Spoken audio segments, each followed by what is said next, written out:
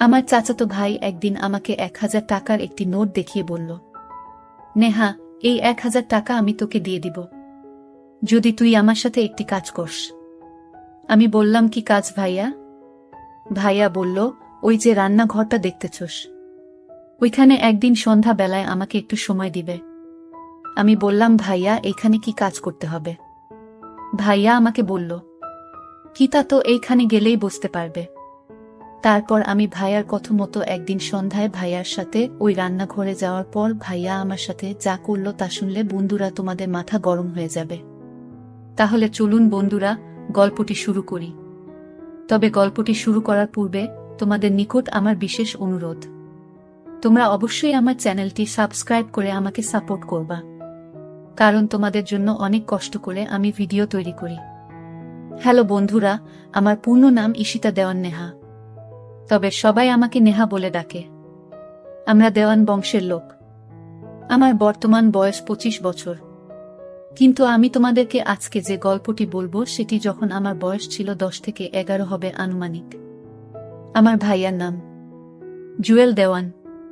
সে আমার আপন ভাই না, সম্পর্কে সে আমার চাচাতো ভাই। বয়সে সে আমার থেকে 4-5 বছরের বড় হবে। জুয়েল ভাই আমাকে খুব ছোটবেলা থেকেই অনেক আদর করত। আমাকে বিস্কিট, চিপস, লজেন্স আরও অন্যান্য জিনিস কিনে দিত। আমিও ভাইয়াকে অনেক ভালোবাসতাম। আমার যখন বয়স 7 থেকে 8 হবে, তখন আমি একটি আম বাগানে আরও অন্যান্য মেয়েদের সাথে দৌড়াদৌড়ি করছিলাম। তখন ভাইয়া আমাকে বলল, নেহা, একটু এদিকে আসো। আমি বললাম, ভাইয়া কেন? ভাইয়া আমাকে বলল, একটু দরকার আছে, একটু তাড়াতাড়ি আসো। ভাইয়ার ডাক শুনে আমি দৌড়ে ভাইয়ার কাছে এলাম। ভাইয়া তখন আমাকে একটি আম গাছ দেখিয়ে বলল, নেহা, ওই যে গাছটাতে দেখা যাচ্ছে অনেক পাকা পাকা আম, তুমি কি ওই গাছের আম খাবে? আসলে ওই গাছের আম দেখে আমার লোভ লেগে যায়। আমি বললাম, ভাইয়া, আমি খাবো, তবে পারবো কিভাবে? গাছের ডাল তো একটু উপরে। ভাইয়া বলল, নেহা, আমি হাত বাড়িয়ে লাগ পাচ্ছি না, তবে আম খাওয়ার একটি উপায় আছে। আমি বললাম, ভাইয়া, কি উপায়? কিভাবে আমগুলো পারা যায় একটু বলো না। আমি আম খাবো। গাছের মধ্যে পাকনা আম ঝুলে রয়েছে, দেখতে অনেক সুন্দর লাগছে। আমার মনে হয় আমগুলি অনেক মিষ্টি হবে। আসলে আমগুলি দেখেই আমার খুব লোভ লেগে যায়। আমের কালারটাও ছিল অনেক সুন্দর। মনে মনে ভাবলাম, যে করেই হোক আমি এই আমগুলি খাবো। আমি ভাইয়াকে বললাম, ভাইয়া, কিভাবে আমগুলো পারা যায়? ভাইয়া বলল, নেহা, এক কাজ করো, আমি তোমাকে উঁচু করে ধরি, তারপর তুমি হাত বাড়িয়ে আমগুলো পারো। আমি আমগুলোর লোভ সইতে পারলাম না। আর ভাইয়ার মনে মনে যে ভিন্ন রকম চিন্তা তা আমি তখন বুঝতে পারি নাই। তারপর ভাইয়া যেভাবে বলছে সেভাবেই আমি কাজ করতে শুরু করলাম।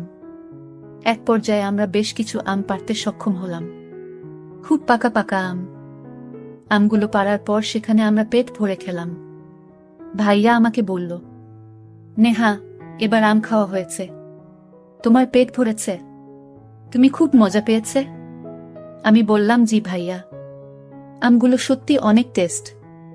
তারপর ভাইয়া বলল, তাহলে চলো এবার বাড়ি চলে যাই। তারপর ভাইয়া আর আমি বাড়ি চলে আসলাম। এইভাবে ভাইয়ার সাথে আমার নিত্য নতুন মজার মজার ঘটনা ঘটত। ভাইয়া খুব ভালো ভালো জিনিস আমাকে এনে দিত। এজন্যই ভাইয়াকে আমার অনেক ভালো লাগত। ভাইয়ার সকল কথাই আমি মানার চেষ্টা করতাম।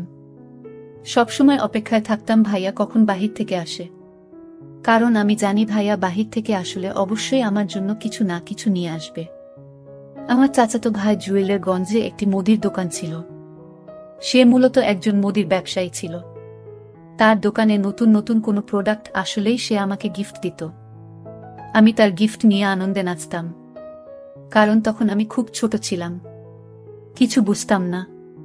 ভাইয়া যখন আমাকে কোনো কিছু দিত বা কোনো কিছু গিফট করত, তখন আমার দিকে অপলক দৃষ্টিতে তাকিয়ে থাকত। মাঝে মধ্যে ভাইয়াকে আমি বলতাম, ভাইয়া, তুমি আমার দিকে তাকিয়ে কি দেখো? আমার কিন্তু খুব লজ্জা লাগে, তুমি এভাবে আমার দিকে তাকিয়ে থাকবা না। ভাইয়া তখন বলে, আরে পাগলি, আমি তোর দিকে তাকিয়ে কি দেখি? না, দেখছি আমার বোনটা কত বড় হয়ে যাচ্ছে। আমার বোনের মধ্যে আস্তে আস্তে নতুন কিছু উদয় হচ্ছে। কি সুন্দর লাগছে আমার বোনটাকে। আমার বোনটার যখন পরিপূর্ণ বয়স হবে, তখন জানি না কত হাজার লোক তার রূপের মোহে পাগল হয়ে যাবে। আমি বললাম, ভাইয়া বেশি হয়ে যাচ্ছে কিন্তু। ভাইয়া বলল, কি বেশি হয়ে যাচ্ছে ম্যাডাম? শুনি তো একটু। আমি যা সত্য তাই তো বললাম। ভাইয়ার মুখে এই কথা শুনে আমি রাগে ভাইয়াকে কিল ঘুষি মারতে শুরু করলাম। ভাইয়া আমার এই পাগলামি দেখে বলল, আরে পাগলি, আমি তো মজা করলাম। আমি কি সত্যি সত্যি তোমাকে বলেছি নাকি? নেহা, সত্যিই তুমি অনেক ভালো মেয়ে, অনেক সুন্দর, কিউট একটা মেয়ে। তারপর আমি একটা মুচকি হাসি দিয়ে বললাম, ভাইয়া তুমি খুব ভালো। তারপর আমি বললাম, ভাইয়া আমার জন্য আজকে মোটু পাতলু আনবে, নাইলে কিন্তু তোমাকে মাইর দিমু। আমি বললাম, আচ্ছা ম্যাডাম, আপনার হুকুম ধার্য করা হলো। এই বলে ভাইয়া দোকানে চলে গেল। তারপর দোকান থেকে আসার সময় ভাইয়া মোটু পাতলু আরো অন্যান্য সুন্দর সুন্দর জিনিস আমার জন্য নিয়ে আসলো। আমি তো ভাইয়ার এখান থেকে জিনিস পেয়ে খুশিতে নাচতে শুরু করলাম। এইভাবে আমার ছোটবেলার দিনগুলি চলতে লাগলো। আমার আনুমানিক বয়স যখন 10 থেকে 11 বছর হবে, তখন ভাইয়া একদিন আমাকে 1000 টাকার একটি নোট দেখিয়ে বলল, নেহা, তুমি যদি একটি কথা রাখো, তাহলে এই 1000 টাকা তোমাকে আমি দিয়ে দিব। আমি বললাম, ভাইয়া তোমার সব কথাই তো আমি শুনি, তারপরেও বলো কি কথা শুনলে তুমি আমাকে এই 1000 টাকা দিয়ে দিবা? ভাইয়া তখন বলল, কথাটা এখানে বলা যাবে না, চলো আমরা ওই দিকটাতে চলে যাই। আমি বললাম, ঠিক আছে ভাইয়া, চলো ওই দিকে। তারপর ভাইয়া আর আমি ওই পাশে একটা ঘরের পিছনে চলে গেলাম। চলে যাওয়ার পর ভাইয়া আমার কানে ফিসফিস করে বলল, নেহা, ওই যে রান্নাঘরটা দেখা যাচ্ছে, ওই রান্নাঘরে তুমি আমার সাথে যাবা এবং সেখানে আমরা কিছুক্ষণ সময় একটি কাজ করব। যদি তুমি আমার সাথে কাজটি করতে পারো, তাহলে এর বিনিময়ে তোমাকে আমি 1000 টাকা দিয়ে দিব। আমি বললাম, ভাইয়া কি কাজ? ভাইয়া বলল, সেখানে গেলেই তুমি কাজটি বুঝতে পারবে, তবে কাজটি খুব কঠিন নয়, খুব সহজ। আমি বললাম, ভাইয়া যদি কাজটি সহজ হয় তাহলে আমি করতে রাজি আছি। এদিকে আমাদের বাড়িতে খুব একটা মানুষ নেই, আমাদের বাড়িটা সব সময় নীরবেই থাকত, আর তাছাড়া সন্ধ্যাবেলা আমাদের বাড়ি একেবারে নীরব থাকত। তারপর ভাইয়া আমাকে বলল, কি ম্যাডাম, আমার কথায় তুমি কি রাজি আছো? ভাইয়া, তোমার কথায় কি আমি রাজি না হয়ে পারি? তবে ভাইয়া, সেখানে আমরা কি কাজ করব? তখন ভাইয়া বলল, আরে ম্যাডাম, ভয়ের কিছু নাই, সেখানে গেলেই তো বুঝতে পারবা। আমি বললাম, আচ্ছা ঠিক আছে ভাইয়া। তারপর সন্ধ্যাবেলায় আমি ঘরে পড়তে বসলাম। হঠাৎ দেখি ভাইয়া জানালার পাশ দিয়ে আমাকে ইশারা দিচ্ছে। আমি ভাইয়ার ইশারা পেয়ে ভাইয়ার কাছে চলে আসলাম। ভাইয়া আমাকে নিয়ে সোজা রান্নাঘরে চলে গেল। রান্নাঘরে আমি এসেই পুরো অবাক হয়ে গেলাম।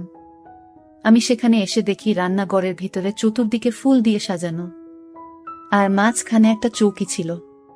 এই চৌকিতে অনেকগুলো ফল কেটে সুন্দর করে সাজিয়ে রেখেছে। আমি বললাম, ভাইয়া, এসব দিয়ে তুমি রান্নাঘরে কি করবা? আর আমি বা এখানে কি করব? তখন ভাইয়া আমাকে বলল, একটু অপেক্ষা করো, তাহলেই তুমি সবই বুঝতে পারবা। তারপর আমি বললাম, আচ্ছা ঠিক আছে ভাইয়া। তারপর ভাইয়া আমাকে বলল, নেহা, আমি তোমাকে একটা কথা বলবো, আর এই কথাটা 7 বার বলে এই ফলগুলোর উপর একটি ফু দিবা। তারপর তুমি আমাকে এই ফলগুলি খাইয়ে দিবা।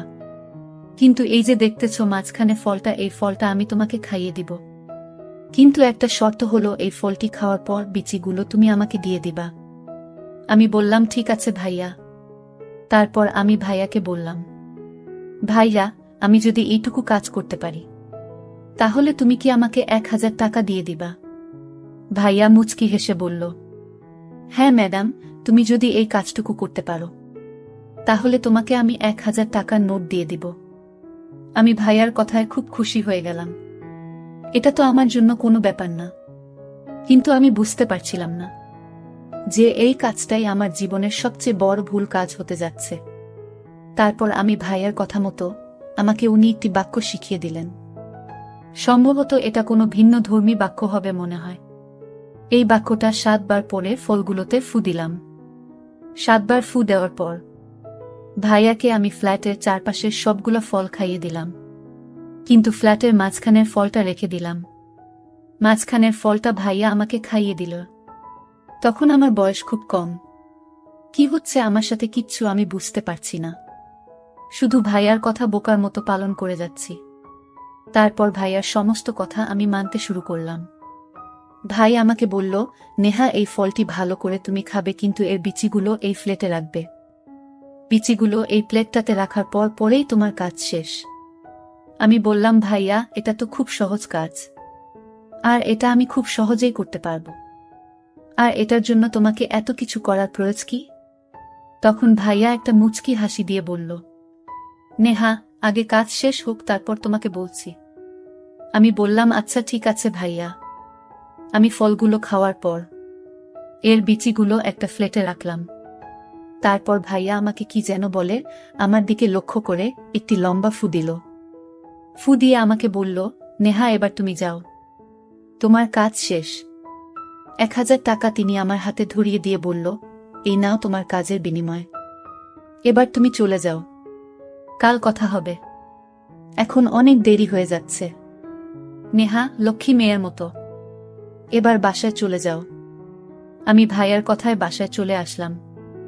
এসে আমি খাওয়া দাওয়া করে ঘুমিয়ে পড়লাম। কিন্তু সকালে ঘুম থেকে উঠতেই আমার মধ্যে এক আমূল পরিবর্তন লক্ষ্য করা গেল। যেদিকেই তাকাই আমি শুধু ভাইয়াকে দেখতে পাই। মনে হচ্ছে ভাইয়া আমাকে ডাকছে। মনে মনে আমি ভাবলাম, আমার কি হয়ে গেল, কেন এমন হলো?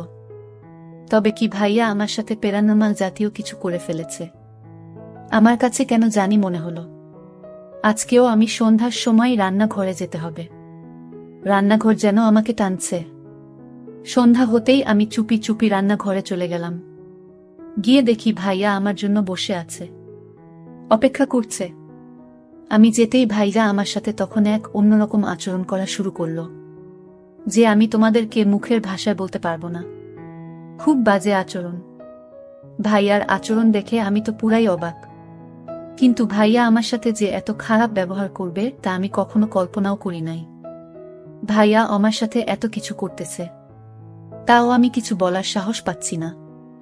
আমি যেন অন্যরকম হয়ে গেছিলাম। আমি তার হুকুমের গোলাম হয়ে গেছিলাম। সে আমার সাথে যা ইচ্ছে তাই করতেছিল, কিন্তু আমি তা বলতে পারতেছিলাম না।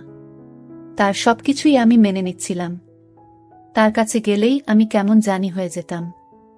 সে আমাকে যা বলতো আমি তাই করতাম। এভাবে সে আমার সাথে অনেক কিছুই করেছে, যেটা আমি তোমাদেরকে ভাষায় প্রকাশ করতে পারবো না। তার সাথে আমার এইভাবে চলতে থাকে দিন। তার সাথে আমার এইসব চলে প্রায় 5 থেকে 6 বছর। হঠাৎ আমি অসুস্থ হয়ে পড়ি। তারপর আমার বাবা মা আমাকে ডাক্তারের কাছে নিয়ে গেল। ডাক্তার আমাকে পরীক্ষা বলে আমি নাকি মা হতে চলেছি। এই কথা শুনে আমার মা বাবা প্রচুর কান্না করতে লাগলো। বাসায় এসে আমাকে জিজ্ঞাসা করল, মা নেহা সত্য করে বল, তোর এত বড় সর্বনাশ কে করেছে? তারপর আমি আর কি করব? বলে দিলাম আমি ভাইয়ার কথা। তারপর মা বাবা জুয়েল ভাইয়াকে ডেকে এনে বোঝালো। বলল, জুয়েল তুই কি করে পারলে আমার মেয়ের এত বড় সর্বনাশ করতে? যাক বাবা, যা হবার হয়ে গেছে। এখনো কেউ জানে না। কেউ না জানার আগেই আমরা নেহাকে তোর সাথে বিয়ে দিতে চাচ্ছি। এখন তুই কি করস? বাবা মায়ের প্রস্তাবে জুয়েল ভাইয়া রাজি হয়ে গেল। তারপর ধুমধাম করে আমাদের বিয়ে হয়ে গেল। বন্ধুরা, এখন আমি তোমাদের দোয়ায় ভালোই আছি। তবে মাঝে মধ্যে আমার অতীত আমাকে অনেক পীড়া দেয়। মনে মনে ভাবতাম যদি জুয়েল ভাইজা আমাকে বিয়ে না করত, তাহলে আমার কি হতো? আমার মরা ছাড়া কোনো রাস্তা থাকতো না।